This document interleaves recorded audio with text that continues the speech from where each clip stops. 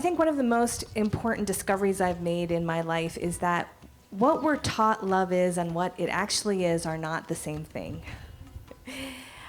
We live, especially here in the West, in a culture where we're constantly bombarded with these images that portray love in a very sexualized way, in a very attached way, in a very neurotic way. So if you find someone you really want to have sex with and they drive you crazy, that must be love.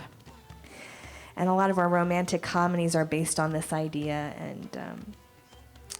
But love actually doesn't have anything to do with attachment or neurosis or the juices or any of that. Love is a very pure vibration that comes from the soul. And it's a very peaceful vibration, and it's a very purifying power. And I wanted to share some quotes from Yogi Bhajan where he talks about love, because I think he describes love in the most beautiful way. What is love? When you feel and experience selflessness within yourself, and you can vibrate for someone, then you are fulfilled with love. This is the highest state of individual consciousness. Love is the experience of selflessness within oneself.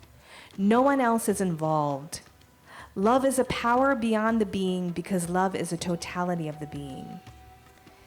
Love is the most secure place in an individual. It is very secure, very deep, very curative and healing. It has no pain. Love doesn't know pain. It's not small. It's not limited. It has no argument. It's beyond the beyond. The highest state of security of an individual is when a person is in the state of love. It is a consciousness which can penetrate through anything for that thing, and nothing can penetrate in it.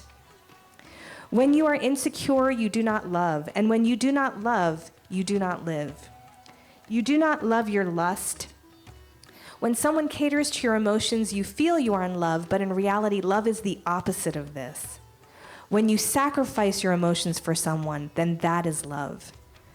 Love is an experience of selflessness within oneself. Love is a sacrifice, and sacrifice is real life. Beautiful, yeah?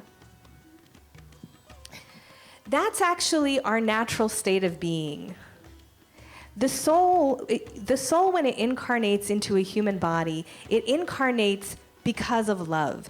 There's a beautiful teaching that your soul did a lot of practice of devotion in order to earn the gift of the human form. And the gift of the human form is that there's this divine love in this eternal consciousness. It's just vibrating, this divine love in eternal consciousness. And then it's like coming into the body is giving the soul a chance to crystallize and manifest the experience of love in form.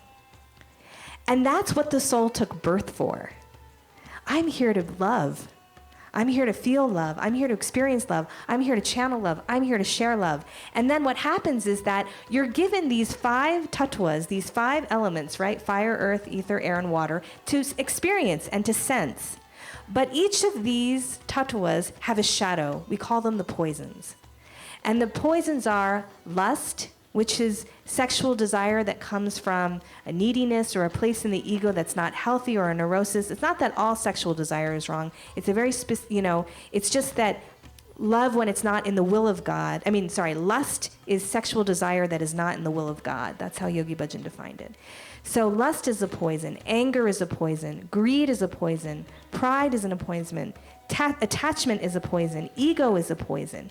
And when we say poison, what we really mean is when I am in lust, I have poisoned my ability to experience love, to feel love and to vibrate love. When I am in anger, I have poisoned my ability to taste love and to share love.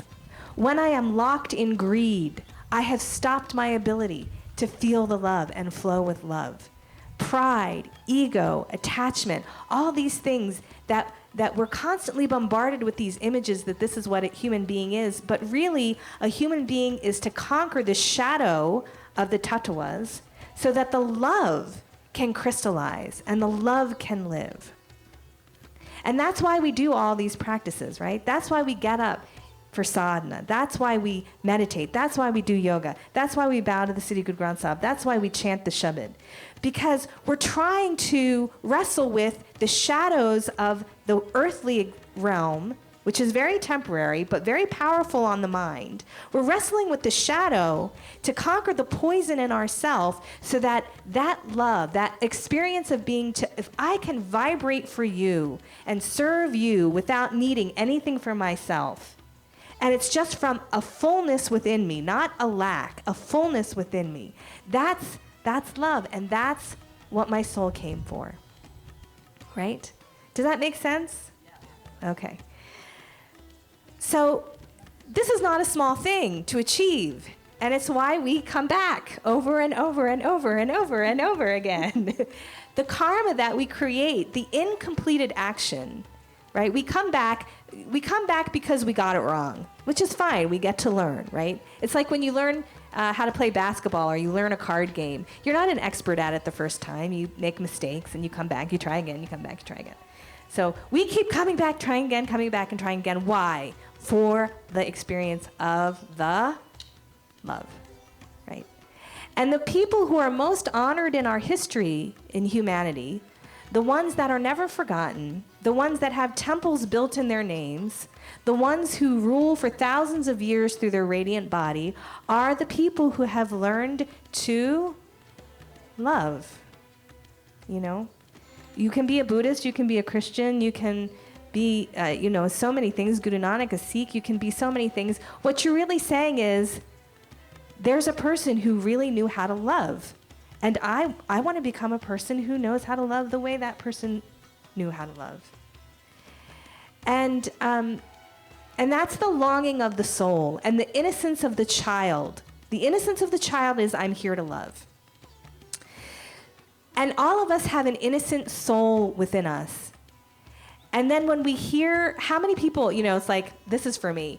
I don't know why I get outraged when I see people exploiting the earth for greed, but I really get mad about it. And I realize it's because it's the innocence of my soul going, you're blocking the love when you act like that. And the love is why we're here. So the wound of love in you, in me, in all of us, is the moment where the poison blocked us from the experience of love. Either the poison that somebody was throwing at me, or the poison in myself. When one of those shadows of the tattvas, when lust, anger, pride, greed, or attachment came up and blocked that vibration of selflessness, that's the wound. The world tells us that we're here to get the job and the partner and that house and the career and the car and but actually it's this inner dialogue of, where am I blocked? What was the pain? Why can't I love? How can I love? That's actually what you're here for. And everything else is just, this stage of the theater in which you go through this process within yourself to crystallize the love that you were born to live, that is at the heart of who you are. If you like this video, click the like button. And if you want to see more videos like this, subscribe. So Bibi Bani was married to Guru Ram Das, the man who was Jetta, who became the fourth Guru, Guru Ram Das. And Bibi Bani had 3 sons. Now, you got to understand the context. We're talking profoundly patriarchal culture, right? Who gets all the power in the patriarchy? The firstborn.